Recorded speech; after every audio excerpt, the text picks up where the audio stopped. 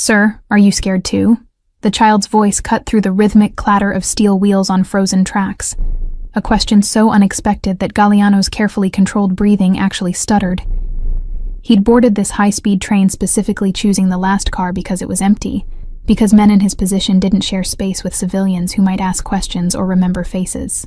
The overhead lights flickered as the train carved through December darkness, casting shadows across his tailored black suit and the silver watch that had cost more than most families spent on Christmas.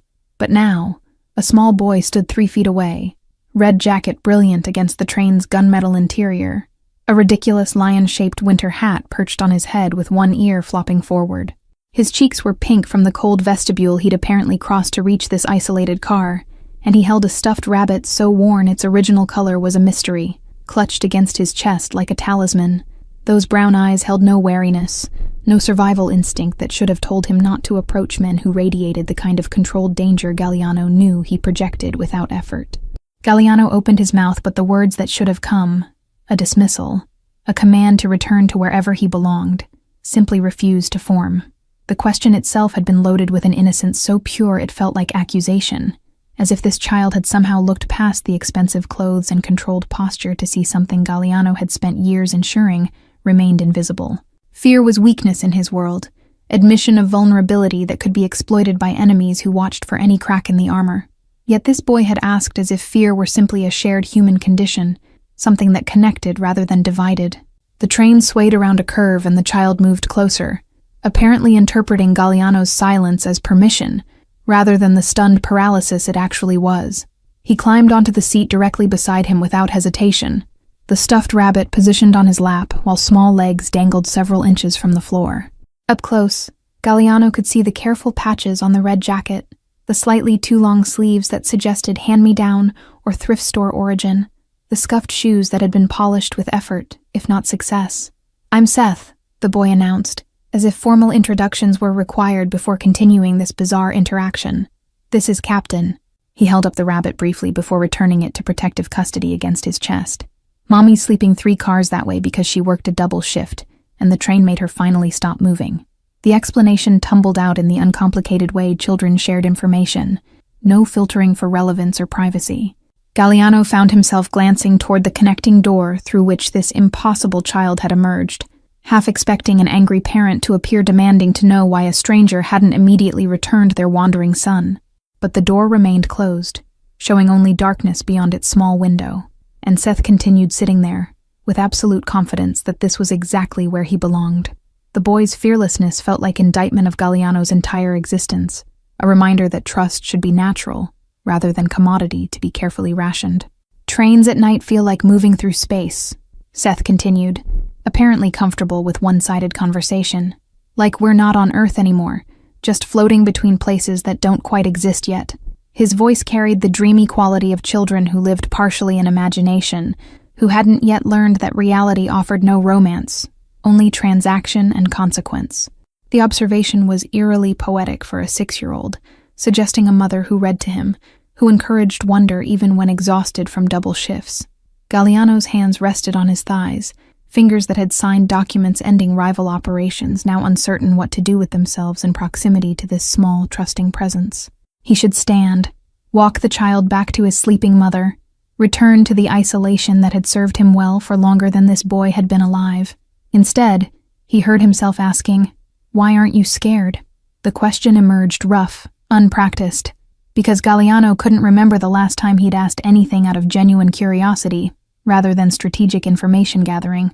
Seth tilted his head, considering the question with seriousness that suggested he understood it wasn't really about fear of strangers. "Mommy says being scared is okay as long as you don't let it make you mean," he offered, swinging his legs slightly. "She says the bravest people are the ones who are scared, but do the thing anyway." The wisdom was clearly borrowed from his mother, repeated with the confidence of a child who believed completely in their parents' worldview. The train entered a stretch where houses dotted the landscape, windows glowing warm against the winter night like promises of normalcy Galliano had long since abandoned.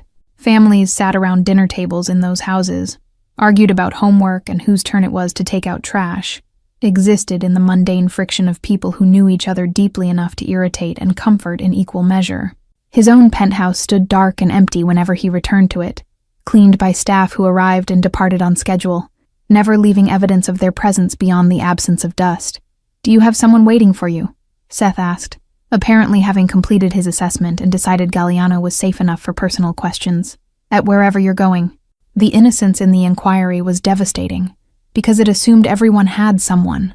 That arrival meant greeting, rather than just another empty space in a different location. Captain the Rabbit stared at Galliano with one remaining button eye, accusatory witness to his inability to answer a child's simple question.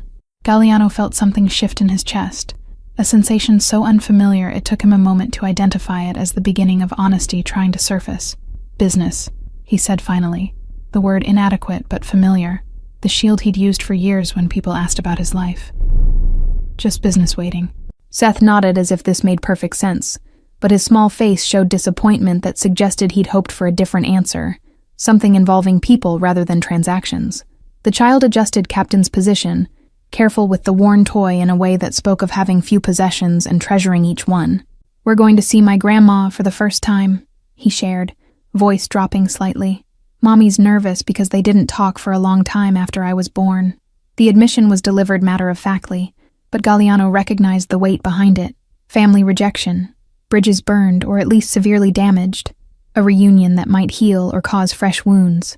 Before Galliano could formulate a response that wouldn't reveal how closely that scenario echoed his own severed family connections, Seth added quietly, "She says Grandma might not like us because we're just us, because Mommy had me without being married, and we don't have the kind of life Grandma wanted for her." The boy's fingers tightened on the rabbit, first sign of vulnerability in his otherwise fearless presentation. "But Mommy also says sometimes people surprise you if you give them the chance." Galliano stared at this small philosopher in a lion hat, recognizing with uncomfortable clarity that he was supposed to be the one offering reassurance, adult wisdom to soothe a child's worry. Instead, he sat frozen by the accuracy of Seth's fear that being just us might not be enough, that the people who should love unconditionally might judge and find wanting instead. His own father had made that assessment years ago, pronouncing Galliano's chosen path as betrayal of family values, despite being built on the very violence his father had introduced him to. The train's rhythm changed slightly as it began climbing into mountain passes, and Seth leaned against the window to watch darkness rush by. "It's pretty when you can't see details," he observed, "just shapes and shadows and lights that could be anything." Galliano found himself looking too, seeing not the landscape, but the reflection of an unlikely pair, powerful man and trusting child, sharing space that should have remained empty. The image felt prophetic in a way he couldn't quite name, suggestion of possibility he'd stopped believing in. "Captain helps when I'm scared," Seth said, returning his attention to Galliano with the frank assessment only children managed. "What helps you?" The question was asked with genuine interest, no manipulation or judgment, just curiosity about how another human being navigated fear. It was possibly the most personal question anyone had asked Galliano in 5 years, and he had absolutely no answer that wouldn't reveal the truth. Nothing helped. He simply endured, existed in state of controlled tension that had become so constant he'd forgotten any other way of being. The silence stretched between them, but it wasn't uncomfortable. Seth seemed content to wait, as if he had all the time in the world for Galliano to figure out how to respond. Outside, snow began falling, visible in the train's exterior lights, flakes that appeared and vanished in the same instant. The child watched them with delight, while Galliano watched the child, seeing wonder where he'd learned to see only precipitation that complicated travel and created operational difficulties. Seth's legs continued their gentle swinging, creating soft, rhythmic thumps against the seat that somehow made the isolation of the train car feel less absolute. He turned Captain to face Galliano, manipulating the rabbit's worn paw in a small wave that would have been absurd if it hadn't been so earnest. "He says you seem lonely," Seth announced with the confidence of someone translating for an authority figure. "Captain's good at noticing things like that because he's very old and has seen lots of people." Galliano felt his jaw tighten at the assessment delivered through a child's toy, the accuracy of it landing like physical blow. Lonely suggested lack, deficiency, emotional state he'd convinced himself was actually strategic isolation necessary for survival in his world. But sitting in this empty train car he'd chosen specifically to avoid human contact, hearing the observation from a 6-year-old who understood loneliness enough to name it, the distinction between chosen solitude and desperate isolation became impossible to maintain. "Your mother lets you talk to strangers on trains?" Galliano asked, deflecting with a question about parenting, rather than addressing Captain's devastatingly correct observation. His voice came out rougher than intended, rusty from the unfamiliar territory of honest conversation. Seth shrugged with the elaborate unconcern of children whose logic was still developing. "You're not strange, you're just sad," he corrected, as if this were obvious distinction. "Strange means weird or scary. Sad means your insides hurt." The train passed a small station without stopping, platform lights illuminating falling snow for a brief moment before darkness returned. Galliano watched Seth's profile as the boy tracked the lights, seeing none of the calculation or assessment that governed his own observations of surroundings. This child looked at the world as source of wonder rather than threat, saw people as potential connections rather than risks to be managed. When had Galliano lost that capacity, or had he ever possessed it in the first place? "Mommy says everyone has insides that hurt sometimes," Seth continued, apparently on a philosophical roll. "She says the difference between good people and bad people isn't whether it hurts, it's what they do about the hurt." He adjusted his lion hat, which had slipped forward over one eye. "Good people try not to hurt others just because they're hurting. Bad people spread it around like they're sharing." The borrowed wisdom from Carrie again, parenting through moral framework that acknowledged pain as universal while insisting on ethical response. Galliano found himself wanting to argue with a 6-year-old's simplistic view of morality, to explain that the world was far more complex than good people and bad people, that survival required actions that couldn't be color-coded so neatly. But Seth's brown eyes held such certainty, such faith in his mother's worldview, that Galliano couldn't bring himself to introduce the cynicism that had become his default lens. Let the child keep his uncomplicated ethics a while longer, before reality taught him the nuances that destroyed certainty. "Why do you sit alone if it makes you lonely?" Seth asked, pivoting back to his original observation with the persistence of children who latched onto interesting puzzles. "Aren't there other seats with other people who could talk to you?" The question revealed a mind that saw isolation as problem with obvious solution. Simply choose different seats, different company, different life. Galliano almost laughed at the innocence of believing change could be that simple. "I prefer spaces where no one asks questions," Galliano said finally, offering partial truth because this strange child seemed to pull honesty from him without effort. "Where silence doesn't require explanation." Seth absorbed this with a thoughtfulness that suggested he was trying to understand a completely foreign concept. His world was apparently full of questions and explanations, dialogue and connection. The idea of choosing silence must seem as strange as choosing to go hungry when food was available. "That sounds quiet but not peaceful," Seth observed after a moment, demonstrating emotional intelligence that exceeded his years. "Like when Mommy and I don't talk because we're mad, not because we're comfortable." He hugged Captain tighter, finding security in the worn rabbit that Galliano envied. "Mommy says silence is only good when you don't have to work at it, when you can just be quiet together and it feels okay." The train took a curve, and Seth leaned into it naturally, body adjusting to the motion with the ease of someone small enough that physics still felt like game, rather than force to be managed. Galliano kept his own body rigidly controlled, resisting the sway, maintaining center of gravity through conscious effort. The contrast felt symbolic of something he couldn't quite articulate, child flowing with momentum, while the man fought every shift in foundation. "Do you know what my mommy says about trains?" Seth asked, apparently having an endless supply of maternal wisdom to share. "She says they're good for thinking because the movement does something to your brain that makes thoughts go different directions." He traced a meandering pattern in the air with one small finger, illustrating the concept. "Like your thoughts can go places they couldn't go if you were sitting still." Galliano realized with uncomfortable awareness that this was exactly what was happening. Thoughts that normally stayed contained behind well-maintained barriers were indeed going different directions, accessing memories and feelings he'd successfully suppressed through sheer force of will. Sitting still in his usual environments meant maintaining iron control, but something about the train's movement, the late hour, this impossible child's presence was indeed doing something to his thoughts, making them slip sideways into territory he normally defended against. "My mommy cries sometimes," Seth said suddenly, voice dropping to confidential whisper as if sharing important secret. "In the shower where she thinks I can't hear, but water doesn't cover sound as good as she thinks it does." The admission carried no melodrama, just factual observation tinged with concern. "I don't tell her I know because I think she needs to believe she's hiding it, that she's being strong for me." The observation was so mature, It made Galliano's chest tighten with recognition of parenthood's double burden, managing your own pain while performing strength for someone who depended on you completely. He knew that particular exhaustion, though in his case there was no child to protect, only an empire built on reputation of invulnerability. Seth's unnamed father was a fool for abandoning this boy, and the woman who'd raised him to be thoughtful about others' needs, even in his own fear. She worked so hard, Seth continued, apparently having decided Galliano was safe repository for worries he couldn't share with his mother. 2 jobs, sometimes 3, and she always says she's fine, but her fine face looks different than her real happy face. His legs had stopped swinging, body gone still in a way that suggested he was accessing feelings he usually kept contained. I try to be good so she doesn't have to worry about me too, but sometimes I think that makes her sad in a different way. Galliano felt something crack in his carefully maintained emotional distance, fissure created by a child's articulation of trying to ease a parent's burden by erasing his own needs. He'd done the same thing as a boy, performed perfection for a father whose love came with conditions and scorecards. Seth deserved better than learning that particular lesson so young, deserved to know his needs mattered, even when his mother was exhausted from providing for them. Your mother is lucky to have you, Galliano heard himself say, words emerging without conscious decision to speak them.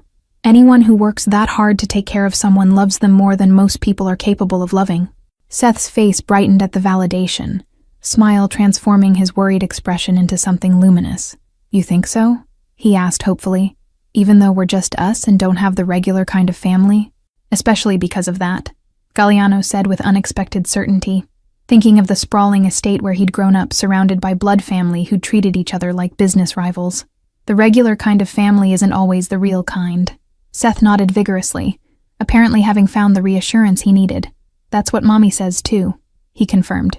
She says we're a perfect family of 2, that more people would just be extra, not better. The train emerged from a stretch of forest into open farmland, lights from scattered houses creating constellation against the snowy landscape. Seth pressed his face against the window, breath fogging the glass while he traced patterns in the condensation. Do you think my grandma will like me? He asked quietly, vulnerability finally surfacing beneath his philosophical exterior. Mommy says yes, but her voice does this thing where it goes up at the end like she's asking a question instead of answering one. Galliano looked at this small, fierce, impossibly trusting child who'd wandered into an empty train car and somehow decided that a dangerous stranger was the right person to share his fears with. I think, he said carefully, weighing each word, that your grandmother would be a fool not to like you, and if she can't see what an extraordinary person you are, that's her loss, not yours. Seth turned from the window, eyes wide and hopeful. You really think I'm extraordinary? Everyone thinks their kid is extraordinary, Galliano amended, trying to retreat from the emotional exposure the statement had required. But Seth shook his head with the stubbornness of someone who knew when adults were backtracking. You don't have a kid, he pointed out with devastating accuracy. So you're just saying it because you mean it, not because you have to. The logic was irrefutable, and left Galliano with no defensive position, except silence. The boy returned his attention to Captain, adjusting the rabbit's position, with the careful tenderness that suggested the toy was far more than object. It was companion, confidant, extension of himself. Mommy gave me Captain when I was born, Seth explained without prompting. She says he's been on every adventure with me, that he knows all my secrets and keeps them safe. The rabbit's remaining button eye stared at Galliano, as if assessing his trustworthiness, determining whether he deserved inclusion in this small constellation of trust. Galliano found his gaze drawn to his own hands resting on his thighs, hands that had signed documents ending people's livelihoods, that had gripped weapons when signatures weren't sufficient. They were steady hands, controlled hands, the hands of someone who never showed uncertainty, because uncertainty meant death in his world. But sitting next to this child who radiated trust like heat, those same hands felt inadequate, ill-equipped for the kind of connection Seth offered so freely. You have very still hands, Seth observed, apparently tracking Galliano's attention. Most grown-ups fidget or move their hands when they talk, but yours just stay calm. The observation was delivered neutrally, but Galliano heard the unasked question beneath it. Why such rigid control?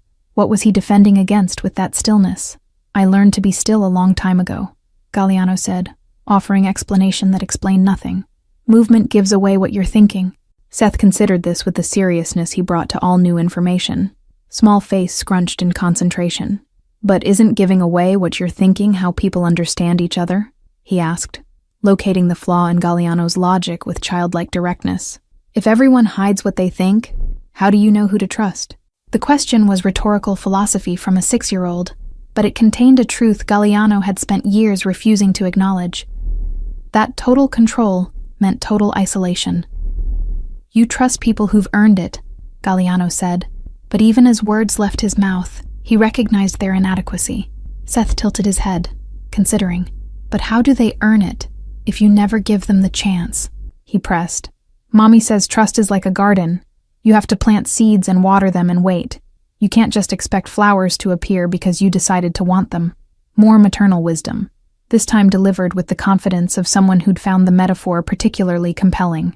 The train's rhythm changed as it began descending from the mountain pass, subtle shift in pitch and tempo that both of them registered simultaneously. Seth's face brightened at the change, apparently finding meaning in the transition that Galliano couldn't access. "We're getting closer," the boy announced unnecessarily. "Closer to where things change." The phrasing was odd, suggesting not just physical arrival but existential shift, threshold being crossed that went beyond simple geography. "Are you scared about seeing your grandmother?" Galliano asked, redirecting conversation away from his own defensive patterns. Seth nodded slowly, honest in his admission. "A little," he confessed. "What if she looks at me and wishes I was different? What if she looks at Mommy and thinks she made a mistake having me?" The fear was articulated with the clarity of something he'd thought about extensively, worry that had been examined from multiple angles during those nights when his mother cried in the shower.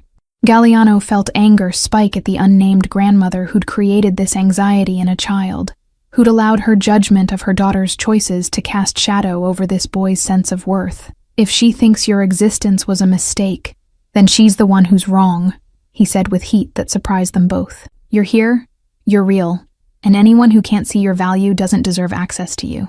Seth's eyes widened at the vehemence, but underneath the surprise, Galliano saw something like relief, validation from an unexpected source. "Mommy says her mom has old ideas about how families should look," Seth explained, apparently wanting to be fair despite his fear.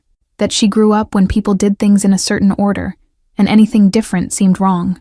The generosity in trying to understand his grandmother's perspective while simultaneously fearing her rejection showed a capacity for empathy that made Galliano wonder what Seth could become if the world didn't crush that quality out of him. The passing landscape had shifted again, scattered farms giving way to more dense development as they approached whatever city marked Seth and his mother's destination. Lights were more frequent now, signs of human habitation multiplying, the isolation of the mountain pass dissolving into proximity to others. Galliano felt the transition like loss, knowing that arrival meant this strange interlude would end, that Seth would return to his sleeping mother, and Galliano would resume the solitary existence he'd chosen. "Do you ever wish you could go back and choose different?" Seth asked abruptly, apparently moving through his own thought process toward some conclusion. "Like, if you could be a kid again, would you pick a different way to be?" The question was asked with genuine curiosity, not as judgment, but as exploration of hypothetical possibilities. Galliano stared at this small philosopher, unsure how to explain that he'd never really had choices, that his path had been determined by circumstances and expectations, and survival instincts that kicked in before conscious decision was possible. "I think," Galliano said slowly, "that we become who we need to be based on what happens to us. Going back wouldn't help, because the same things would happen, and we'd make the same choices." Seth frowned at this, clearly dissatisfied with the deterministic worldview. "But Mommy says every day is a chance to choose different, that being stuck is something we do to ourselves, not something that happens to us." More borrowed wisdom, this time directly contradicting Galliano's fatalistic perspective. The conductor's voice crackled over the speaker system, announcing their approach to the next station in a bored monotone that suggested he'd made this announcement thousands of times. Seth perked up at the sound, checking the window as if expecting to see their destination materializing. "That's not our stop," he said after a moment, relaxing back into the seat. "We have 2 more. The clarification came with relief, suggesting he wasn't quite ready for this conversation to end despite knowing it must. Galliano found himself equally relieved by the reprieve, unsettled by his own reluctance to see this strange child leave. In less than an hour, Seth had created crack in Galliano's carefully maintained isolation simply by existing without guile or agenda. The boy hadn't asked for anything except honest conversation, hadn't tried to manipulate or leverage or negotiate. He'd simply appeared with a question about fear and proceeded to dismantle Galliano's defenses through radical honesty and borrowed philosophical frameworks from a mother who sounded increasingly interesting. "Tell me about your business," Seth requested, apparently deciding that if they had 2 more stops he should gather more information. "What kind of work makes someone sit alone on trains?" The question was asked with innocent interest, no awareness that he was probing into territory that could be dangerous for both of them if answered truthfully. Galliano weighed his response, considering what truth he could offer that wouldn't burden a child with knowledge he shouldn't carry. "I manage family interests," Galliano said finally, using the phrase that technically wasn't a lie while obscuring the nature of those interests. "Make decisions about resources and territory, handle conflicts between different groups." Seth nodded as if this made perfect sense, apparently hearing nothing sinister in the vague description. "Do you like it?" he asked, cutting through professional description to the personal question beneath. "Does it make you happy?" The question landed with unexpected force, because no one had asked it in years, possibly ever. Success was measured in power and profit, in territories controlled and rivals eliminated, in respect maintained through calculated displays of strength. Happiness had never been part of the equation, was possibly antithetical to the kind of success Galliano had achieved. "It makes me successful," he said, offering the only answer he had. "That's what matters." Seth's small face showed confusion at the distinction, apparently unable to comprehend success that didn't include happiness as fundamental component. "Mommy always says she'd rather be happy than successful," he shared. "She says success is what other people see, but happiness is what you feel when no one's looking." The contrast to Galliano's worldview was stark. Carrie had apparently chosen authenticity over achievement, internal peace over external validation. He suspected she was both braver and wiser than his own choices had allowed him to become.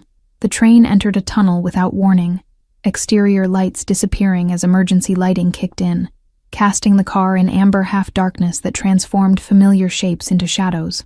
Seth moved closer instinctively, not touching, but closing the distance between them with the unconscious trust of someone who'd decided Galliano was safe. The tunnel's acoustics changed everything. The train's rhythm became louder, more insistent, sound bouncing off rock walls in ways that made conversation feel more intimate, confessional. "This is my favorite part of train rides," Seth whispered, as if the darkness demanded quieter voices. "When you go through tunnels and can't see outside anymore, just yourself reflected in the window." He pointed at the glass where their shapes appeared ghostly, overlapping with the amber emergency lights. "Mommy says tunnels are when you get to think about who you are, instead of where you're going." Galliano studied their reflection. Powerful man and small child, incongruous pairing that shouldn't exist, but somehow did in this suspended moment. His own face looked different in the distorted reflection, less controlled, more uncertain, as if the darkness stripped away layers he maintained in full light. Seth's lion hat appeared oversized in the reflection, making him seem even smaller, more vulnerable than he actually was in his fearless reality. "Why do you really sit in empty cars?" Seth asked again, his persistence undiminished by Galliano's earlier deflection. "And don't say because you like quiet, because I can tell that's not the whole truth." The observation came without accusation, just curiosity about why someone would choose isolation so deliberately. "My teacher says when people hide, it's usually because they're protecting something, not because they actually want to be alone." The tunnel stretched longer than Galliano expected, mountain passage that seemed to exist outside normal time and space. He felt the weight of Seth's question, the child's intuitive understanding that solitude and loneliness were not the same thing, that his carefully chosen isolation was defense mechanism rather than preference. "I sit alone," Galliano said slowly, "because in my world, letting people close means giving them power to hurt you. Distance is survival strategy." Seth absorbed this with the gravity it deserved, small face serious in the amber light. "But doesn't that mean you're already hurt?" he asked with devastating logic. "If you have to protect yourself all the time, aren't you living like you're already wounded even if no one's actually hurting you right now?" The question revealed an understanding of psychological self-protection that seemed impossibly sophisticated for 6 years old, making Galliano wonder what conversations Carrie had with her son during their family of 2 existence. "It's complicated," Galliano offered weakly, knowing the phrase was adult shorthand for I don't want to explain, rather than genuine complexity. Seth nodded as if expecting this response. That's what grown-ups always say when they don't want to admit something's actually simple but scary, he observed. Mommy says complicated is usually just another word for scared to choose. The borrowed wisdom struck with surgical precision, cutting through Galliano's defensive complexity to expose the fear beneath. The train's sound changed, indicating they were approaching the tunnel's end, and Galliano felt something like panic at the thought of returning to normal light, normal distance, normal defenses. In this amber darkness, he'd somehow allowed himself to be seen by a child who asked questions adults had learned not to ask.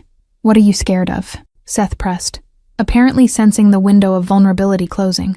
Not like scared of bears or heights, the real scared that makes you sit alone on trains. The question hung in the amber air while Galliano struggled with the unfamiliar impulse toward honesty. Years of carefully constructed lies and strategic omissions had made truth feel dangerous, exposure that could be weaponized by anyone paying attention. But Seth wasn't asking for strategic advantage. He was asking because he genuinely wanted to understand, because his small world still operated on the assumption that honest questions deserved honest answers. I'm scared, Galliano said quietly, words emerging from someplace he hadn't accessed in years, that if I let anyone see who I actually am underneath everything I've built, they'll realize there's nothing there worth knowing. The admission came out raw, unpolished, more truth than he'd intended to share. That the person I've become to survive has completely erased whoever I might have been if I'd made different choices. Seth's hand found his in the darkness, small fingers wrapping around Galliano's larger ones with pressure that was more reassurance than demand. You're here right now, the boy said with certainty that allowed no argument. Talking to me like a real person, saying true things even though they're scary to say. That means there's definitely something there. The logic was irrefutable, child's eye view that cut through existential anxiety with simple observation of present reality. The train burst from the tunnel into moonlit landscape, brightness after darkness making both of them blink against the sudden change. Seth's hand remained in Galliano's for a moment longer, before he withdrew it naturally, returning to holding Captain with both arms. The intimacy of the tunnel conversation seemed to hang in the brightened space, words that had been spoken in darkness now existing in light, whether either of them was ready for that exposure. My mommy cries in the shower, Seth said again, but this time with different emphasis. Because she thinks if I see her scared, I'll be scared too. But I'm already scared sometimes, and pretending we're both not scared just means we're scared alone instead of scared together. His voice carried frustration with the isolation that adults impose through their protective instincts. I wish she'd just cry in front of me so I could hug her, and we could be sad together instead of separately. Galliano recognized the parallel Seth was drawing. That protective isolation, whether from child or from world at large, ultimately created more pain than it prevented. Carrie cried alone in the shower for the same reason Galliano sat alone on trains. Mistaken belief that acknowledging vulnerability meant burdening others with it. That strength required performing invulnerability even when exhausted from the effort. Have you told her that? Galliano asked. That you'd rather know she's sad than have her hide it? Seth shook his head, sudden shyness appearing for the first time in their conversation. I'm scared if I tell her I know, she'll feel bad that she didn't hide it better, he admitted. Like I'm criticizing her protecting instead of asking her to stop protecting. The ethical dilemma was sophisticated, not wanting to burden his mother with guilt about her attempt to protect him from her pain. Galliano wondered if Carrie understood what an extraordinary job she'd done, raising this thoughtful, emotionally intelligent child, despite her exhaustion and limited resources. Maybe, Galliano suggested carefully, people who love each other deserve to know the truth, even when the truth is painful. That pretending to be okay when you're not is a kind of distance that feels like protection, but is actually abandonment. The words were meant for Seth, but Galliano heard them ricochet back, applying to his own patterns of isolation, that he'd convinced himself were strategic, rather than fear-based. Seth considered this with his characteristic seriousness, working through the implications. So, if I tell Mommy I hear her crying and it's okay, that's not making it worse. It's making it more together? He asked, seeking confirmation of the framework. Even if it makes her feel bad at first that I knew all along? Galliano nodded, recognizing he was essentially advocating for vulnerability he couldn't practice in his own life, offering wisdom he'd never managed to embody. Your mother is lucky, Galliano repeated, meaning it more with each iteration. To have someone who wants to share her pain instead of just being protected from it. Seth's face showed relief at the validation, apparently having needed permission from an outside source to trust his instinct that honest connection was worth the discomfort. "I'll tell her," he decided. "After we see Grandma, when we're back home and things are normal again. I'll tell her I want us to be scared together instead of alone." The commitment was delivered with the certainty of someone who'd made important decision and intended to follow through. Galliano found himself hoping Seth would maintain that courage when faced with actual conversation, that childhood intention wouldn't dissolve into adult hesitation. "Promise you'll actually do it?" he heard himself ask, surprising them both. "Not just think about it, but really tell her?" Seth looked at him with new assessment, apparently recognizing that Galliano needed him to succeed where Galliano himself had failed. The connecting door burst open with force that suggested panic, rather than casual entry, and a woman stumbled through with the controlled desperation of someone who'd been searching multiple train cars.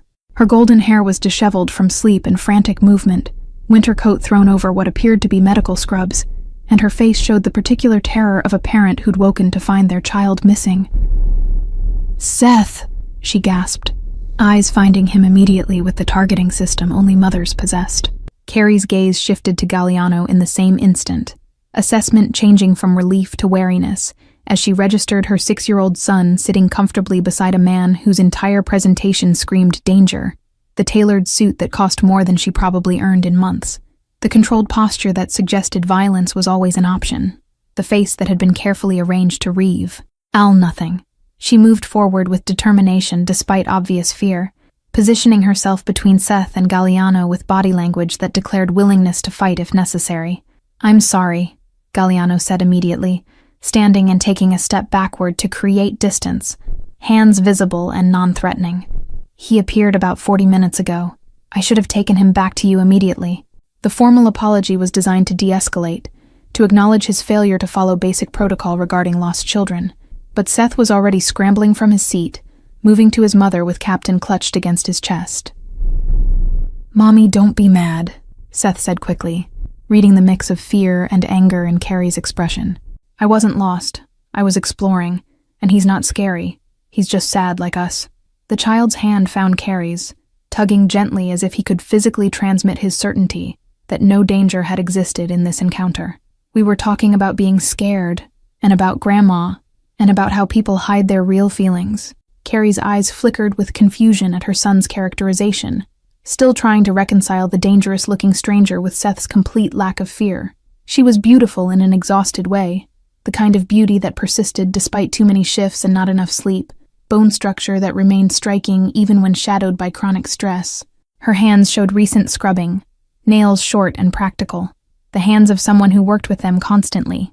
A small silver pendant hung from a chain at her throat, catching light as she breathed too quickly. "I woke up and you were gone," Carrie said, voice shaking slightly as she pulled Seth closer, needing the physical confirmation that he was safe and whole. "I checked the bathroom, asked the conductor, started going car to car, thinking—" She didn't finish the sentence, couldn't articulate the horrors that had flashed through her mind during those minutes of searching. Her gaze returned to Galliano with mix of gratitude and suspicion, apparently unsure whether to thank him for not harming her son or condemn him for not immediately returning Seth to her.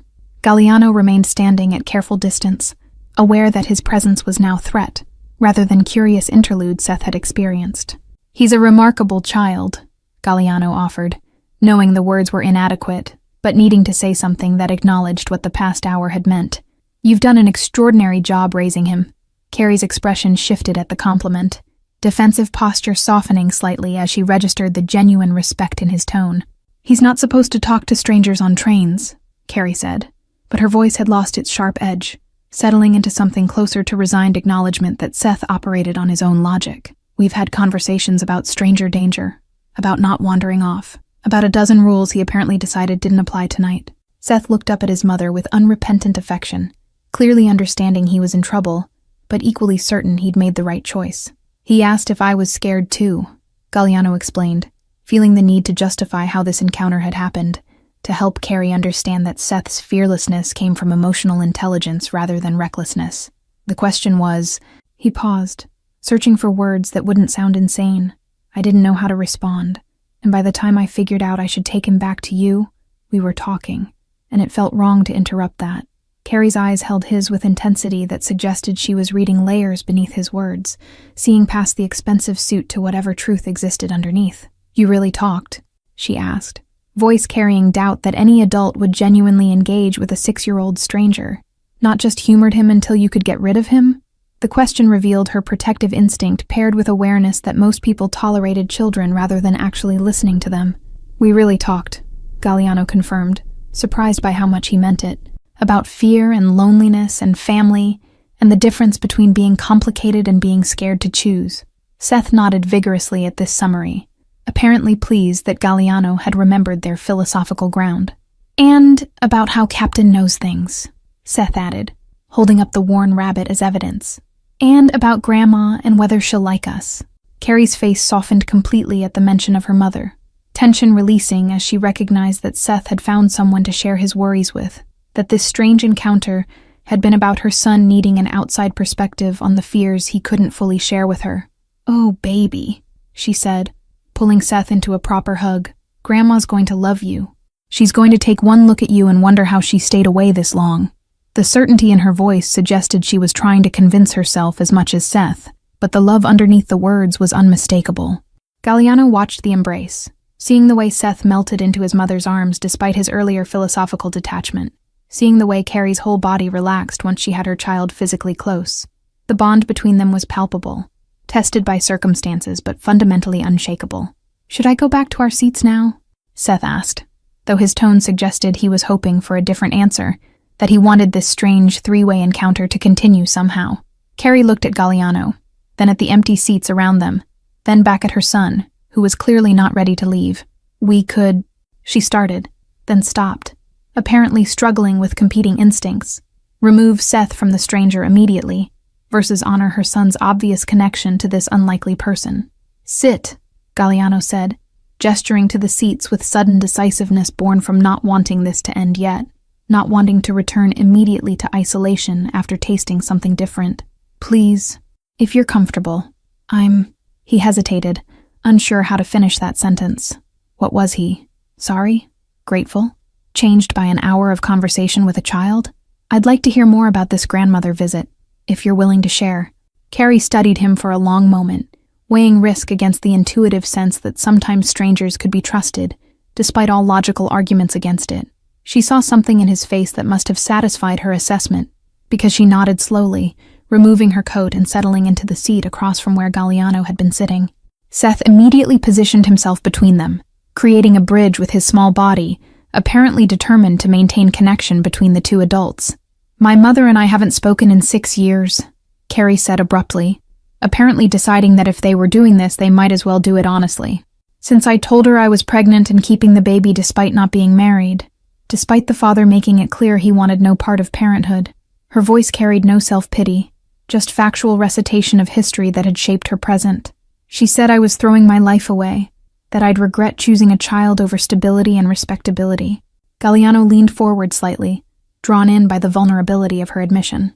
"But you didn't regret it," he stated, rather than asked, seeing the evidence of that choice sitting between them, bright-eyed and wrapped in a lion hat. Carrie smiled at Seth with such fierce love it was almost painful to witness. "Not for 1 second, she confirmed. "Hardest thing I've ever done, and also the best thing. But I'd be lying if I said there weren't moments I wondered what my life would look like if I'd made the choice she wanted." Seth's hand found his mother's, small fingers weaving through hers with practiced ease. "Mommy says she won the lottery when she got me," he informed Galliano seriously, "even though we're actually poor and can't afford lottery tickets." The observation would have been funny if it weren't so poignant. 6-year-old understanding of financial struggle wrapped in absolute certainty of being loved. Carrie laughed, the sound surprising all of them with its genuine warmth. "That's exactly right," she confirmed, squeezing Seth's hand. "Best return on investment in the history of investments, even if the investment was accidental and completely unplanned." She looked at Galliano with new directness, apparently having decided he'd earned more of her story. "My mother wrote me a letter last month, first contact in 6 years, said she'd been wrong, that she wanted to meet her grandson, that she'd wasted too much time on pride and principles when she should have been learning who we actually are." The train's rhythm had become white noise, backdrop to the conversation happening in seats that minutes ago had held only one isolated person, and now contained an impromptu gathering of damaged people trying to be brave. Carrie shifted her position, tucking one leg underneath her with the unconscious comfort of someone who'd become used to making any space feel temporary and homelike. Her exhaustion was visible in the shadows beneath her eyes, but animation of talking about her life seemed to energize her beyond what rest could provide. Part of me wants to believe her letter was genuine, Carrie continued, fingers still intertwined with Seth's in her lap. That she really has changed. That she actually wants to know Seth instead of just checking a grandmother box before she gets too old to make the effort.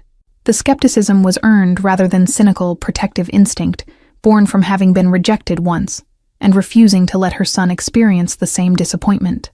But the other part remembers how certain she was that I was ruining my life, how clear she made it that choosing Seth meant choosing him over her.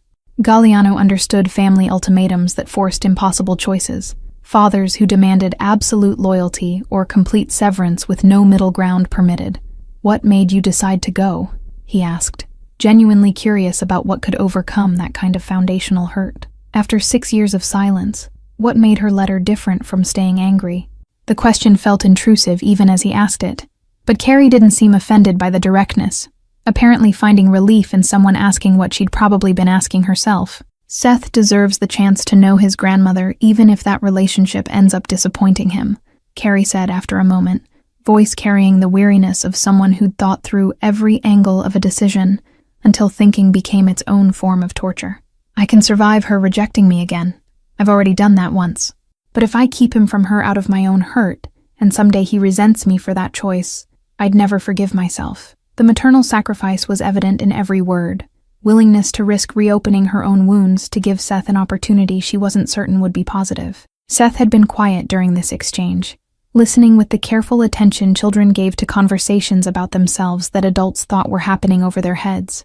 "I'm not scared she won't like me," he clarified suddenly, apparently needing to correct the assumption everyone had been making. "I'm scared she'll like me, but still not like Mommy, and then I'll have to choose." The fear was articulated with precision that suggested he'd been sitting with this particular anxiety for longer than the train ride. The observation landed heavily between all three of them, revealing the complexity of the situation in a way that adult conversation had been dancing around. Carrie's face showed surprise and pain at her son's worry, apparently not having considered that Seth might fear being forced into picking sides. "Baby, you would never have to choose between us," she said firmly, pulling him closer. "Whatever happens with Grandma, you and I are a team. Nobody gets to split that up. But what if she wants me to stay with her, and you want us to go home?" Seth persisted, working through the scenario with the logical progression children used when trying to map out all possible outcomes. What if she says she'll help, but only if we move there, and you don't want to move? The questions revealed he'd been listening to conversations Carrie thought she'd had privately, picking up on tensions and possibilities from overheard phone calls or his mother's worried midnight pacing. Galliano watched Carrie struggle with how to respond, seeing her mental calculation of what truths to share versus what protection to offer. "We're not moving," she said finally, choosing honesty. "Our life is in our city, my job, your school, our apartment that's small but ours. Grandma can be part of our life if she wants, but she doesn't get to rewrite the whole story just because she decided to show up late." The firmness in her voice seemed to reassure Seth, who relaxed slightly against her side. "Your mother's brave," Galliano said to Seth, but his eyes were on Carrie. "Taking you to meet her mother despite knowing it might go badly, maintaining your home and life while leaving door open for reconciliation, that takes more strength than most people have." Carrie's cheeks colored slightly at the compliment, apparently unused to having her parenting choices validated by strangers, especially strangers who looked like they'd never had to choose between rent and groceries. "I'm terrified," Carrie admitted with a laugh that held no humor. "Absolutely terrified that she'll say something that hurts Seth, or that she'll pretend to be interested in him, but I'll be able to tell she's judging us, or that she'll be genuinely wonderful, and I'll resent her for not being wonderful 6 years ago when I desperately needed a mother." The admission tumbled out with momentum of confession too long held inside, words that apparently needed to be spoken even to a stranger on a train. Seth patted his mother's hand with the comforting gesture of someone much older, having clearly reversed their roles in this moment. "Captain says it'll be okay either way," he announced with the certainty of someone relaying information from a higher authority. He says Grandma is just another person who might surprise us, and if she doesn't, we'll still have each other.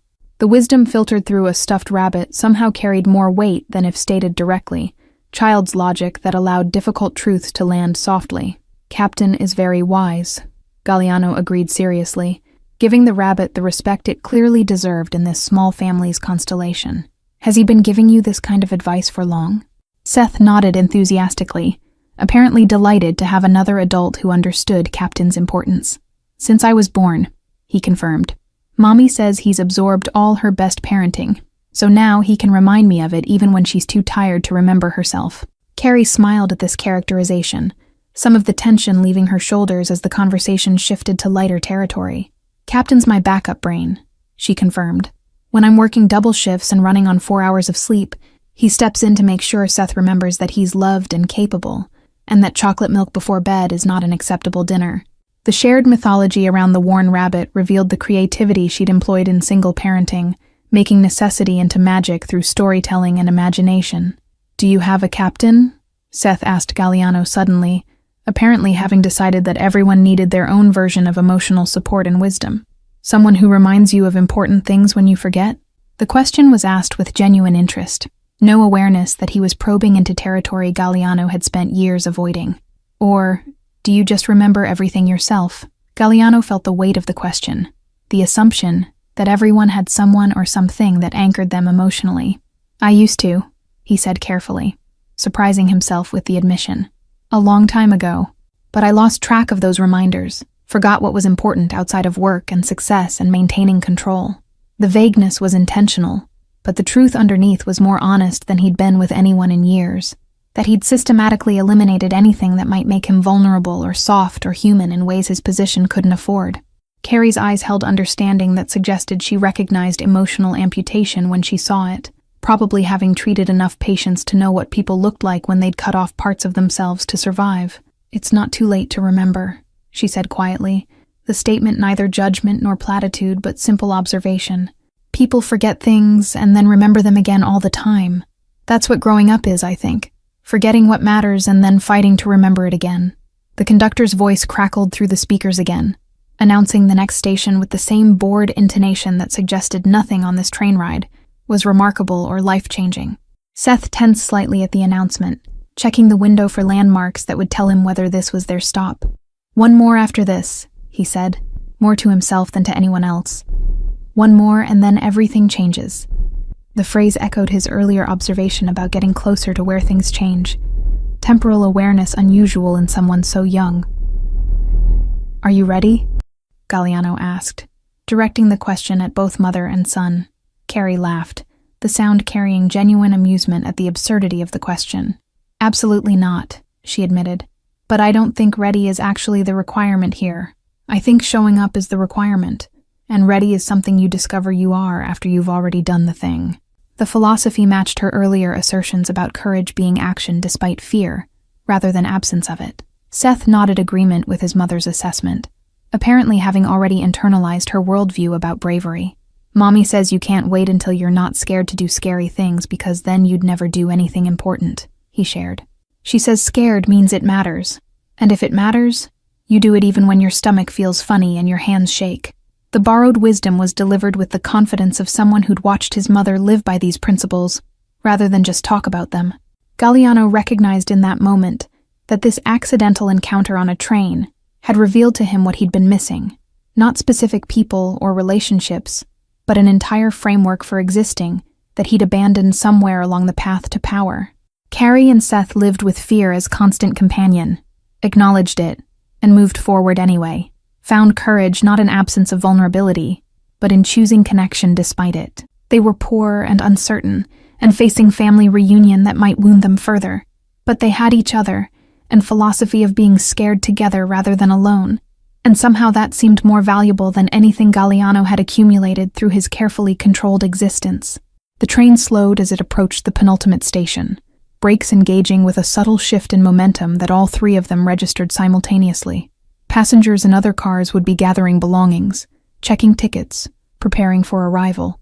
But in this last car, the three of them remained still, suspended in a conversation that felt too important to interrupt with practical concerns.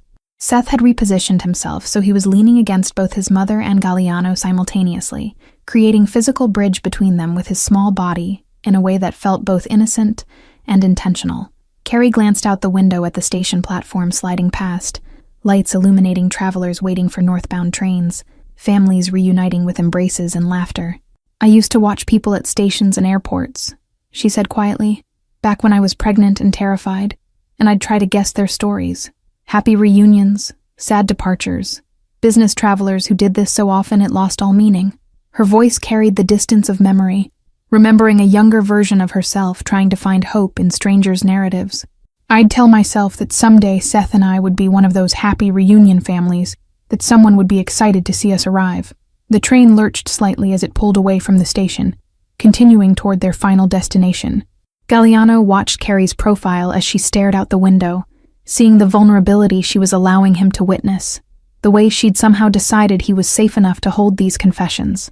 "Your mother will be excited to see you arrive," he said with more certainty than he felt, offering the reassurance she clearly needed. "Or she's an idiot who doesn't deserve either of you, and you'll know that definitively instead of wondering." Seth tilted his head back to look up at Galliano, eyes serious in a way that suggested he was about to say something important. "What if you came with us?" he asked, the question delivered with such innocent hope it physically hurt. "Not to meet Grandma, but just to the station, so you could see us arrive and know we're okay?" Carrie's eyes widened at her son's suggestion, clearly not having expected him to extend their temporary connection beyond the train ride itself. "Seth, honey, he has his own business to get to," Carrie said gently, giving Galliano an out from what was clearly an impossible request. "He's been kind to talk with us, but everyone has their own destinations."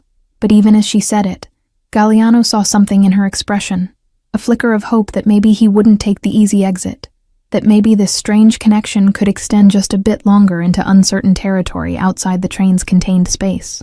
Galliano felt the weight of the invitation, the magnitude of what Seth was actually asking, not just physical presence at a station, but willingness to care about their outcome, to invest emotionally in strangers he'd met by accident. Everything in his carefully constructed life argued for polite refusal, for maintaining boundaries that had protected him from exactly this kind of entanglement. But sitting there with Seth's warmth against his side, and Carrie's vulnerable hope in her eyes, those boundaries felt less like protection and more like prison. "My business can wait," Galliano heard himself say, words emerging before conscious decision had been made. "If you're comfortable with it, I'd like to see you safely to wherever you're meeting your mother." The offer hung in the air between them, more significant than the simple logistics it described. He was offering presence, witness, the kind of showing up that people in his world didn't do, because it implied caring about outcomes beyond their own advantage. Carrie's expression cycled through surprise, uncertainty, and something that might have been relief so profound it was painful to witness. "You don't have to," she said, but her voice lacked conviction, revealing that she desperately wanted him to insist. "I mean, we'll be fine. We've been fine on our own for 6 years. We can handle one more arrival." The assertion of independence was automatic, practiced defense against disappointment, but underneath it, Galliano heard the exhaustion of someone who'd been handling everything alone for too long. "I know you'll be fine," Galliano said, meeting her eyes with directness that allowed no misinterpretation. "But fine and alone isn't the same as fine with someone who cares about the outcome, even if that someone is a stranger you met on a train." Seth made a small sound of satisfaction, apparently pleased that his impossible request had somehow been granted. Captain the Rabbit was adjusted to face Galliano, as if in approval of this development. The train's speed increased again, eating up the remaining distance between present moment and imminent arrival. Galliano felt something shifting in his chest, a sensation he couldn't quite name but recognized as significant, like ice that had been frozen so long he'd forgotten it was just water that could thaw and move again. Seth and Carrie had done something to him in the space of an hour, cracked open defenses he'd thought were permanent architecture, rather than temporary shelter he'd forgotten to leave. "Can I ask you something?" Carrie said, voice tentative in a way that suggested the question was personal. "What kind of business are you in that makes you sit alone on trains looking like—" She paused, searching for words that wouldn't offend, like someone who's been to war and won but wishes they'd found another way to fight. The observation was eerily accurate. Seeing past his controlled exterior to the exhaustion and regret he thought he'd hidden successfully. Galliano considered various versions of truth he could offer, the sanitized explanations that technically weren't lies, but obscured more than they revealed. But after an hour of Seth's relentless honesty and Carrie's brave vulnerability, deflection felt like betrayal of something fragile they'd built together. "I manage my family's interests," he said carefully, which is a polite way of saying I run operations that exist in spaces where law and business blur together. "I make decisions that protect our territory and hurt people who threaten what we've built." The admission hung heavy in the train car, words that should have sent Carrie grabbing Seth and running to find a conductor, reporting dangerous man in the last car who'd just confessed to criminal enterprise. Instead, she held his gaze with steady assessment, apparently weighing what he'd said against how he'd been with her son, measuring danger against the unexpected gentleness he'd shown. "Organized crime?" she asked bluntly, apparently deciding direct questioning was preferable to polite euphemism. "That's one term for it," Galliano confirmed, refusing to soften the reality with better language. "Though we prefer to think of it as providing services in markets that traditional business won't touch. But yes, the world I operate in involves violence and intimidation, and things that would horrify you if you knew the details." He waited for her to pull away, to gather Seth and leave, to recognize the threat he actually represented to their safe, moral universe. But Carrie didn't move, didn't grab Seth or flee, just sat there processing information with the clinical assessment of someone who'd seen enough in emergency rooms to know that danger wore many faces, and goodness was sometimes found in unlikely places. "And tonight?" she asked quietly. "Sitting alone on a train, letting my son interrogate you for an hour, offering to see us safely to our destination. Which version of you is that?" "That's the version I thought I'd killed off years ago," Galliano admitted, surprised by his own honesty. "The part of me that still remembers what it felt like to care about something beyond power and control and winning. Your son asked if I was scared too, and the truth is, I'm terrified of what happens if I let myself remember how to be human, instead of just effective." The confession was more vulnerable than anything he'd shared in years, exposure that made him feel stripped raw. Seth had been quiet during this exchange, listening with the gravity children brought to adult conversations about things they only partially understood. "Mommy says people aren't just one thing," he offered into the silence. "That everyone has the person they are and the person they could be, and sometimes those are different people." He looked up at Galliano with those trusting brown eyes. "Maybe you're both versions at the same time, and you get to pick which one is in charge." The philosophical offering from a 6-year-old landed with unexpected force, suggesting that identity wasn't fixed, but choice made repeatedly, that past actions didn't permanently determine future possibilities. Galliano wanted to argue that it was more complicated than that certain lines once crossed couldn't be uncrossed, certain choices accumulated into identity that became destiny. But looking at Seth's certain face and Carrie's hopeful expression, he wondered if maybe the child's simple framework was more accurate than his own fatalistic complexity. "The version of me that wants to make sure you arrive safely is in charge right now," Galliano said finally, accepting the gift Seth was offering, permission to be different than he'd been, even if just for this moment. "Whatever I am the rest of the time can wait until after I know you've met your grandmother and have somewhere safe to go if things don't work out the way you're hoping." The commitment was spoken aloud, witnessed, making it real in a way that private decisions never were. The overhead lights flickered as the train passed through another brief tunnel, momentary darkness that felt symbolic of transition they were all experiencing. Galliano noticed his hands had relaxed on his thighs, fingers no longer maintaining the rigid control that had been his default for years, as if Seth's presence had somehow given him permission to exist without constant defensive tension. Carrie was watching him with an expression that suggested she was seeing past his expensive suit to something more fundamental, the way medical professionals learn to see beneath symptoms to underlying conditions. "You know what's interesting?" she said suddenly. "In the ER, I can always tell the difference between people who are alone by circumstance and people who are alone by choice. The first group wants company but doesn't know how to ask. The second group has forgotten why they started choosing isolation in the first place." Galliano felt the observation land with uncomfortable accuracy, recognizing himself in the second category, but unsure which version he actually wanted to be. "And which one do you think I am?" he asked, genuinely curious about her professional assessment applied to his personal situation.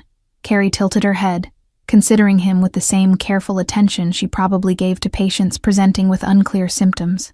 "I think you started as the second and became the first without noticing the transition," she said slowly. "I think you built such an effective fortress that by the time you realized you were lonely inside it, You'd forgotten how to open the gates without dismantling the whole structure. And dismantling it feels like dying, so you just stay inside and tell yourself it's what you chose. The accuracy of her diagnosis was both validating and terrifying. Someone who'd known him less than 2 hours articulating truths he'd been avoiding for years. Carrie's eyes glistened with tears. She was clearly trying not to let fall, apparently undone by the kindness from a stranger who'd just admitted to being exactly the kind of person she should protect her son from. "Thank you," she said simply, the 2 words carrying weight that encompassed more than just the practical offer. She was thanking him for seeing them, for treating Seth like someone worth listening to, for being honest about his darkness instead of pretending it didn't exist, for choosing to show up despite having every reason to stay isolated. The train's rhythm was changing again. Subtle shifts that suggested arrival was imminent rather than theoretical. Seth scrambled to the window, pressing his face against the glass to watch for landmarks that would indicate their station. "I see lights," he announced. "Lots of lights. Bigger than the other stations." His excitement was visible in the way his whole body vibrated with energy. Earlier fear apparently transformed into anticipation through the alchemy of having support and facing the unknown. Galliano stood, stretching muscles that had been still too long, preparing himself for whatever came next. He pulled his phone from his pocket, checking messages he'd been ignoring for the past hour, seeing the usual urgency from his organization about decisions needed and situations requiring his attention. All of it could wait, would have to wait, because for the first time in recent memory he'd found something that mattered more than maintaining his empire's daily operations. He silenced the phone completely, choosing presence over power. The train's final approach was marked by gradual deceleration, industrial outskirts giving way to more urban landscape as they entered the station's territory. Seth remained at the window, narrating observations with the breathless enthusiasm of someone for whom train travel was still adventure, rather than tedious necessity. "There's a big clock tower," he reported, "and people with suitcases everywhere, and lights that are red and green and yellow like Christmas but all year." His voice carried wonder that made even mundane station architecture sound magical through his interpretation. Carrie gathered their minimal belongings. A small duffel bag that had been tucked under the seat, Seth's backpack decorated with cartoon characters, her own worn purse that had seen better years. The poverty evident in their few possessions made Galliano's designer luggage feel obscene by comparison, visible reminder of the vastly different worlds they inhabited. He'd spent more on his watch than Carrie probably earned in a year, yet somehow her life seemed richer, more meaningful, filled with connection he'd traded for material comfort. "Do you want to freshen up before we arrive?" Galliano asked Carrie, recognizing she'd woken from sleep to search for Seth and hadn't had opportunity to prepare for meeting her estranged mother. She touched her hair self-consciously, apparently only now remembering she was about to face someone who would judge her appearance along with everything else. "I must look awful," she said, more statement than question. "Hospital scrubs and train hair. Exactly the impression I wanted to make after 6 years." Seth turned from the window to assess his mother with the frank honesty only children managed. "You look like you," he declared, as if this settled the matter completely. "Grandma can like how you actually look or not like it, but pretending to be different wouldn't work anyway because you're not good at pretending." The observation was delivered without malice, just factual assessment of his mother's transparent nature. Carrie laughed despite her obvious nervousness, pulling Seth close for a quick hug. "Out of the mouths of babes," she murmured, apparently accepting her son's wisdom that authenticity was the only viable strategy. She did run fingers through her golden hair, attempting to impose some order on sleep-tousled waves, but made no move toward the bathroom to attempt more comprehensive transformation. "If she can't handle seeing me exhausted from working double shifts to support the grandson she abandoned, that tells me everything I need to know about whether this reconciliation is real." The train slid into the station with practiced precision, platform lights flooding through the windows and illuminating their small group with unforgiving brightness. Other passengers in forward cars were already standing, forming lines in aisles, eager to disembark and reach whatever destinations or reunions awaited them. But Carrie, Seth, and Galliano remained seated for a moment longer, as if by silent agreement that rushing would break something fragile they'd constructed during the journey. "Last chance to change your mind about coming with us," Carrie said to Galliano, offering the exit she'd promised, even as her expression showed hope he wouldn't take it. "No judgment if you've realized this is too weird, too complicated, too much involvement in strangers' messy family drama. The words were generous, even as they revealed her own vulnerability. The fear that he'd realize what he'd offered in the train's intimacy seemed absurd in the harsh light of normal reality. Galliano stood, reaching for his bag with movements that were decisive rather than hesitant. "I said I'd see you safely to your destination, and I meant it," he replied, with firmness that allowed no room for reconsideration. "Unless you've changed your mind about wanting a stranger present for your family reunion?" He made the question light, offering her the same out she'd offered him, ensuring this remained choice rather than obligation. "Having a witness seems smart, actually," Carrie said, standing and helping Seth into his backpack. "Someone who's not emotionally invested can see things more clearly than people caught up in old patterns." The practical reasoning was clearly rationalization for wanting support, but Galliano didn't challenge it, accepting whatever justification allowed her to let him stay. Seth was already moving toward the door, eager to begin whatever came next, now that delay was no longer option. They disembarked into the controlled chaos of a major station at night, announcements echoing from speakers, travelers moving in purposeful streams toward exits or connecting trains, the particular energy of transition space, where everyone was between one place and another. Seth's hand found Galliano's automatically, small fingers wrapping around two of his larger ones with pressure that communicated both excitement and nervousness. Carrie noticed the gesture but didn't comment, apparently accepting that her son had adopted this stranger as temporary family member. The main concourse was vast, vaulted ceiling arching high above to create sense of cathedral space, dedicated to the religion of constant movement. Seth's head tilted back to take it all in, eyes wide with wonder at architecture designed to make travelers feel both insignificant and important simultaneously. "It's like a palace," he breathed, apparently never having been in a space this grand. "Like where kings and queens would live if they were always leaving to go somewhere else." Carrie checked her phone with shaking hands, pulling up the message thread with her mother to confirm meeting location. "She said she'd be by the information kiosk," she reported, voice tight with tension that had been building throughout the journey, near the west exit. Her eyes scanned the crowd as if expecting her mother to materialize, as if the 6-year separation could be ended simply by making eye contact across a crowded station. "Do you want a minute?" Galliano asked quietly, recognizing Carrie's rising panic. "We could get coffee, let you settle yourself before you have to perform reunion for an audience." But even as he offered the delay, he saw Carrie's jaw set with determination, the same expression Seth had worn when declaring he'd tell his mother about hearing her cry. "No," she said firmly. "If I wait, I'll just get more nervous, invent more scenarios for how this could go wrong. Better to just do it, and know." They moved through the crowd as a unit, Galliano unconsciously positioning himself slightly behind and to the side, creating protective space that allowed Carrie and Seth to move without being jostled by other travelers.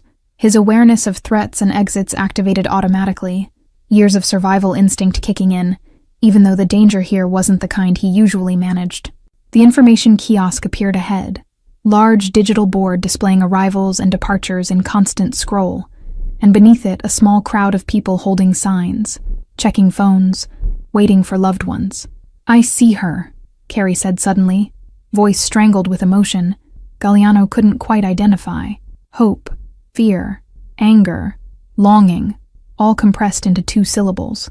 She stopped walking abruptly, causing Seth to stumble slightly before catching himself. "That's her, by the pillar, in the blue coat." Galliano followed her gaze to a woman who had to be in her late 50s, golden hair similar to Carrie's but streaked with gray, posture rigid with the kind of tension that suggested she was equally nervous about this reunion. Seth looked up at his mother, then toward his grandmother, then back at his mother, clearly waiting for guidance on how to proceed. "Do I go first?" he asked, apparently willing to be the advanced scout if that would make this easier. "Or do we go together?" Carrie knelt down to his eye level, hands on his shoulders, apparently needing to make sure he understood something important before they moved forward. "Together," she said firmly. "We're a team, remember? Whatever happens, we face it as a team." Seth nodded seriously, then surprised everyone by reaching out to include Galliano in their small huddle, one hand still holding his mother, while the other grabbed Galliano's coat. "Team of 3 right now," he corrected, apparently having expanded his definition of family to include the stranger who'd listened to his fears on a train, even if just for tonight. Galliano felt something crack completely in his chest, the final resistance to caring about these people dissolving under Seth's simple inclusion. He'd spent years building walls to prevent exactly this kind of vulnerability, this investment in others' happiness that could only lead to potential loss. But kneeling there in a train station with a child's hand clutching his coat, and a single mother about to face her estranged parent, he couldn't remember why those walls had seemed so important. "Team of 3, Galliano confirmed, voice rougher than intended, even if just for tonight. The repetition felt like vow, commitment that bound him to these strangers in ways he didn't fully understand but couldn't deny. Carrie's eyes met his over Seth's head, gratitude and something else. Recognition maybe that they'd all been changed by this accidental encounter, that they were walking toward whatever came next as different people than they'd been when they boarded the train. They stood together, straightening postures and gathering courage, preparing to bridge the gap between where they stood and where Carrie's mother waited. Seth kept one hand in his mother's, and one hand holding Galliano's coat, creating physical connection that announced they were unit rather than individuals. The grandmother had noticed them now, her face cycling through recognition, shock, and something that might have been longing or might have been dismay, too much distance to read accurately. Galliano found himself studying the grandmother's body language with the practiced assessment he usually reserved for potential threats or business negotiations, reading the subtle signals that revealed whether her presence was genuine desire for reconciliation or performance of family obligation. Her hands were clasped tightly in front of her, knuckles white with tension that suggested genuine nervousness rather than casual interest in meeting them. She'd chosen to wear a blue coat that Galliano suspected was probably Carrie's favorite color based on how the younger woman's eyes had tracked to it immediately, small detail that suggested the mother had put thought into this reunion, had tried to communicate care through choices that might go unnoticed by anyone not looking for them. The overnight bag at her feet was small but expensive, leather that had been maintained carefully over years, the kind of possession someone kept because it held memory rather than just function. Seth noticed his grandmother's bag at the same moment and pointed with the unself-conscious directness of someone too young to understand that commenting on people's belongings could be considered rude. "Mommy has a bag like that," he announced to Galliano. "It was Grandma's before, from when Mommy was little. She uses it for work because it holds her stethoscope and the protein bars she eats instead of real lunch." The casual revelation that Carrie still used something her mother had given her years ago, that she'd kept this connection despite the estrangement, seemed to land on the older woman with visible impact. Her hand moved unconsciously to touch her own matching bag, apparently only now realizing that her daughter had maintained this small link between them even through years of silence, that some part of Carrie had been holding space for potential reconciliation all along. The walk across the station concourse felt endless, each step weighted with history and hope and fear of disappointment that had accumulated over 6 years of silence. Carrie's mother remained frozen by the pillar, apparently unable to move forward to meet them halfway, either from shock or uncertainty about her welcome. Up close, the family resemblance was unmistakable. Same bone structure, same golden hair, same eyes that had seen hardship and chosen either bitterness or resilience in response. The older woman's face showed evidence of the latter choice, lines of regret etched alongside signs of someone who'd done difficult internal work. "Mom," Carrie said when they were close enough for normal conversation, voice carefully neutral, giving nothing away about what she was feeling. "This is Seth, your grandson." The introduction was formal, almost clinical, as if presenting evidence rather than facilitating relationship. Seth, however, had no such reservations. He released both his mother's hand and Galliano's coat, stepping forward with the fearlessness that had served him well on the train. "Hi, Grandma," Seth said with genuine warmth, apparently deciding that his mother's caution didn't need to be his own burden. "I brought Captain to meet you too." He held up the worn rabbit, presenting it as if this were a natural part of any introduction. "He's been with me since I was born, so he's basically family too." The older woman's face crumpled slightly at this, eyes filling with tears she was clearly fighting to contain. "Hello, Seth," she managed, voice breaking on his name. You're so beautiful, both of you. I've missed so much." The admission came with visible pain, recognition of years she couldn't reclaim, moments she'd chosen to miss through her own stubbornness. Carrie's expression remained guarded, apparently not ready to absolve 6 years of abandonment with one emotional greeting. Galliano stood slightly back, witness to this reunion but not participant, the role he'd agreed to play. "This is Galliano," Seth announced, apparently taking charge of all introductions. "We met on the train because he was scared too, And now he's part of our team, at least for tonight. The older woman's eyes shifted to Galliano with confusion, clearly trying to place this expensive-suited stranger in her daughter's life. He's making sure we get here safe, Seth continued. And he told Mommy she's brave and that you'd be an idiot if you didn't love me. Galliano felt heat rise in his face at having his private comments repeated in public introduction to Carrie's mother, but the older woman's expression shifted to something approaching amusement, despite the emotional intensity of the moment. Well, she said, a small smile breaking through her tears. He's not wrong on either count. I have been an idiot. A proud, stubborn idiot who let principles and disappointment rob me of knowing my daughter and grandson. She looked directly at Carrie now. I'm sorry. I've been sorry for years but didn't know how to say it. Carrie's defensive posture softened infinitesimally, though her voice remained cautious.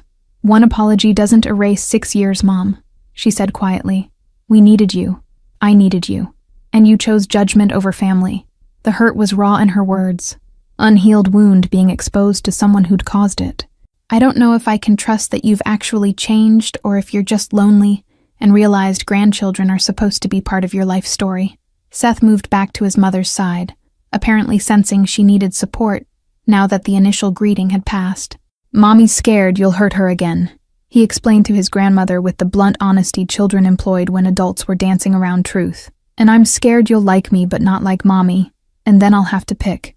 But Mommy says we're a team and nobody can split us up. So really you get both of us or neither of us. The older woman absorbed her grandson's assessment with visible pain, apparently recognizing the damage her past rejection had caused was being carried by a 6-year-old who shouldn't have to articulate these adult complexities. You're right to be scared, she said, addressing both Seth and Carrie. I hurt your mother terribly. I said things that can't be unsaid, made choices I can't undo. But I'm asking, not demanding, asking for a chance to do better, to know you both, to be family in the real sense, not just the biological technicality. Galliano watched this tentative reconciliation with awareness that he was witnessing something rare, genuine attempt at repair rather than performance of relationship. Both women were being honest about the hurt, while leaving door open for possible healing, modeling for Seth that relationships could be damaged, and sometimes, with work, repaired. It was healthier than anything he'd witnessed in his own family's history of scorched earth conflicts and permanent severances. We're staying at the hotel near the hospital, Carrie said finally, not committing to immediate forgiveness but offering pathway forward. Tomorrow morning we could have breakfast together, talk more when we're all less exhausted and emotional from traveling. The compromise was wise, creating opportunity for connection while maintaining boundary that allowed retreat if needed. Her mother's face showed relief and gratitude for even this small opening. I'd like that very much, the older woman said. There's a diner near the hospital. My treat. She hesitated, then added, And Galliano, you're welcome to join us if you're still in town. Anyone Seth considers part of his team has already proven themselves more than I have. The generous inclusion of a stranger revealed a woman genuinely trying to be different than she'd been, to honor her grandson's choices even when they confused her. Seth looked up at Galliano with hopeful expression that was both invitation and question. But before Galliano could formulate response, his phone vibrated with insistence that suggested emergency rather than routine business. He pulled it out to see multiple messages from his second-in-command. Situation requiring immediate attention. Decision that couldn't wait until morning. The kind of crisis that defined his usual existence. The contrast between the family tableau before him and the violent urgency in his messages was jarring. I have to go, Galliano said with genuine regret, recognizing that the spell of the train ride was broken, that reality was reasserting itself with its usual demands. Something at work that can't wait.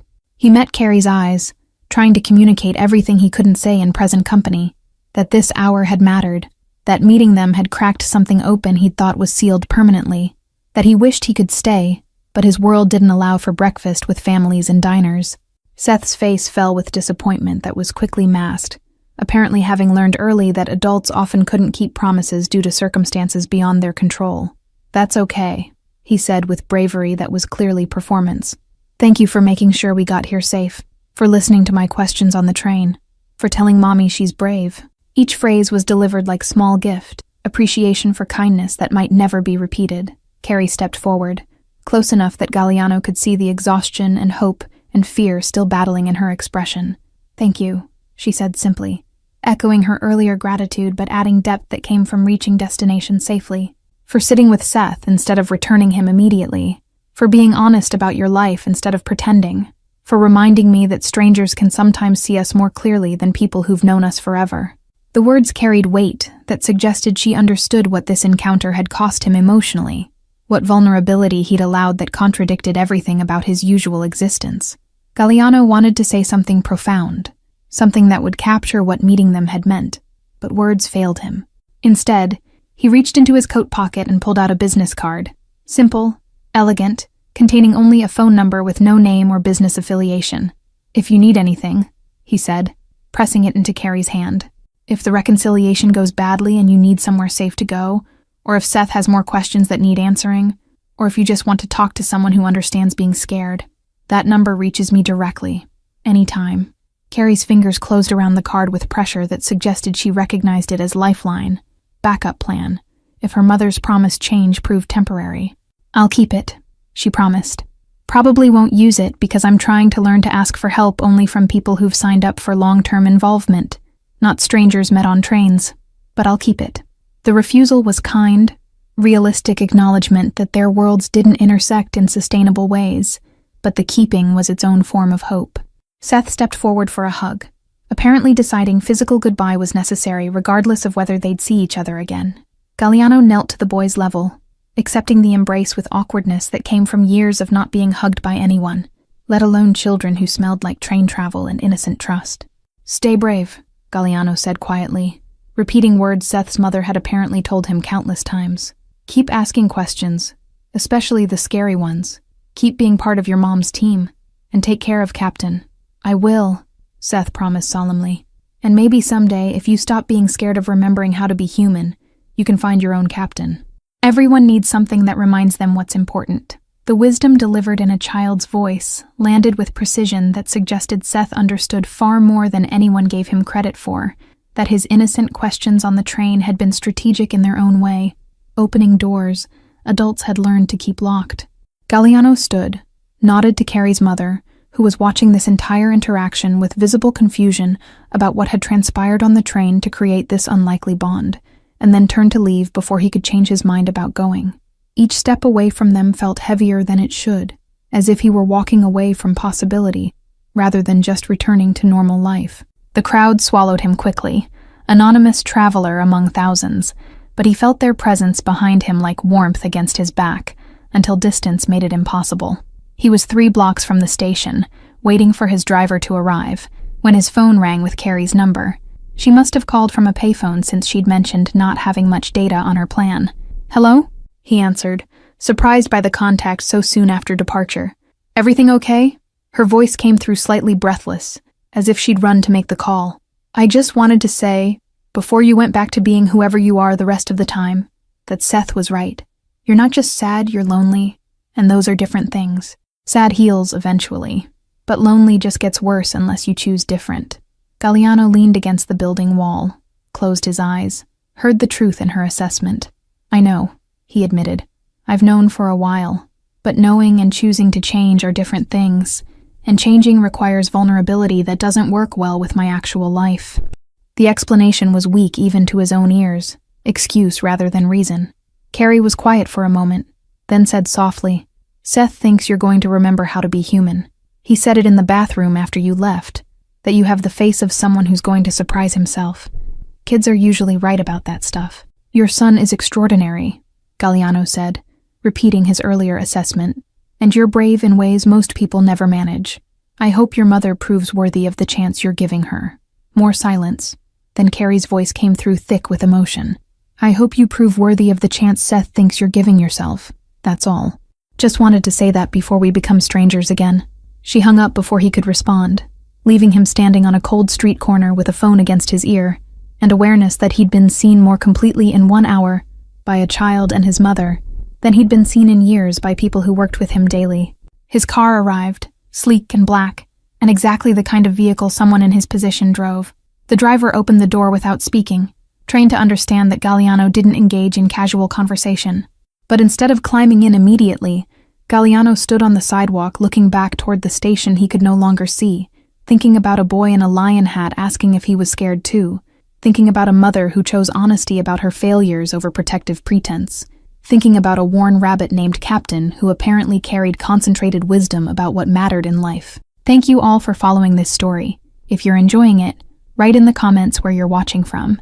And don't forget to like, subscribe, and share this video. Your support is important for me to continue bringing you stories like this. Sometimes the most profound changes in our lives begin with a simple question from someone brave enough to ask. Sometimes being found starts with admitting we're lost, and sometimes the person we most need to connect with is the version of ourselves